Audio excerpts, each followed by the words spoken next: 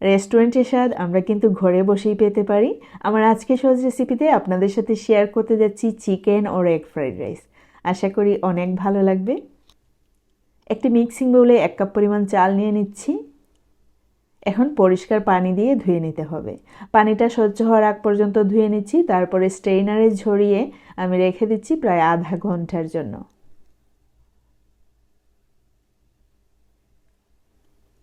এইখানে আছে একটি পেঁয়াজ এবং একটি রসুন। আমি আস্ত রসুনটা ইউজ করব, আমি কেটে নিলাম। এইখানে নিয়েছি 2 পিস চিকেন ব্রেস্ট।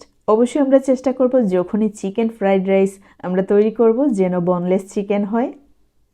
আমি দেখতে পাচ্ছেন একটি ছুরির সাহায্যে টুকরো টুকরো করে কেটে নিচ্ছি। আপনারা এই কাজটা দা বা বটি দিয়েও করে নিতে পারেন। চিকেনগুলো টুকরো করে নেওয়া হয়ে গেলে এরই মধ্যে আমি অ্যাড করে নিচ্ছি 1 টেবিল চামচ পরিমাণে লবণ। লবণ অবশ্যই স্বাদ মতো মাখিয়ে নিচ্ছি খুব ভালো করে। আর মাখিয়ে নেওয়া হয়ে গেলে আমি ময়দার মধ্যে দিয়ে দিচ্ছি। এখানে আর কোনো কিছু ইউজ করতে হবে না কুট করার জন্য, শুধু ময়দা আর চিকেনটাকে একটু লবণ দিয়ে মাখিয়ে নিলেই হবে।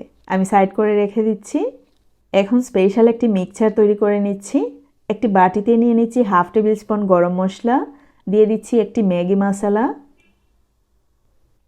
3 থেকে 4 টেবিল চামচ পরিমাণে টমেটো কেচাপ, 2 থেকে 3 টেবিল চামচ পরিমাণে সয়া সস আর 3 টেবিল চামচ পরিমাণে পানি। খুব ভালো করে মিশিয়ে নিতে হবে। এই মিক্সারটি কিন্তু খুবই ইম্পর্টেন্ট এই চিকেন ফ্রাইড রাইসের জন্য অথবা এগ ফ্রাইড রাইসের জন্য। অবশ্যই চেষ্টা করবেন এইগুলি ইউজ করার।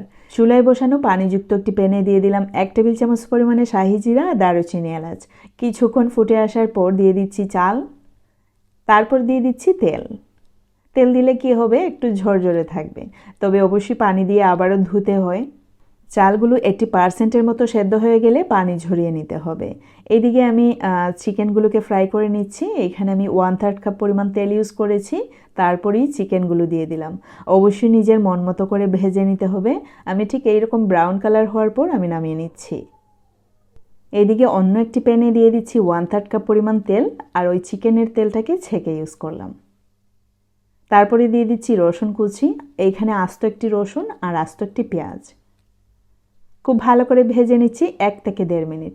তারপরে ইউজ করলাম 2টো ডিম। ডিমগুলোকে খুব ভালো করে ফেটিয়ে নিতে হবে।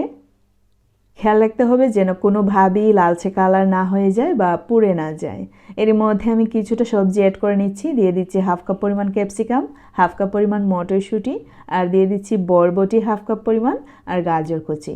সবজি আপনাদের পছন্দ মতো। আর দিয়ে দিলাম ওই লিকুইড মিক্সারটুকু, যেটুকু আগেই মিক্স করে রেখেছিলাম।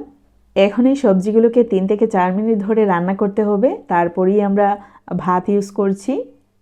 অবশ্যই চেষ্টা করবেন 80% মতো সেদ্ধ করে নেওয়ার, তাতে করে 20% কিন্তু এখনই সেদ্ধ হয়ে যাবে। দিয়ে দিলাম এরই মধ্যে চিকেন। এখন সমস্ত কিছুকে উল্টিয়ে পাল্টিয়ে খুব ভালো করে মিশিয়ে নিচ্ছি। আমি এখানে ফ্রাইড চিকেন ইউজ করেছি ময়দার সাথে কোট করে। আপনারা চাইলে কাঁচা চিকেনটাকে সবজি দেওয়ার আগেই কষিয়ে নিতে পারেন, তারপরে রান্না করতে পারেন। তবে ভালো ফিল হওয়ার জন্য অবশ্যই চেষ্টা করবেন ঠিক এইরকম হয়েতে চিকেনটাকে ফ্রাই করে নেওয়ার।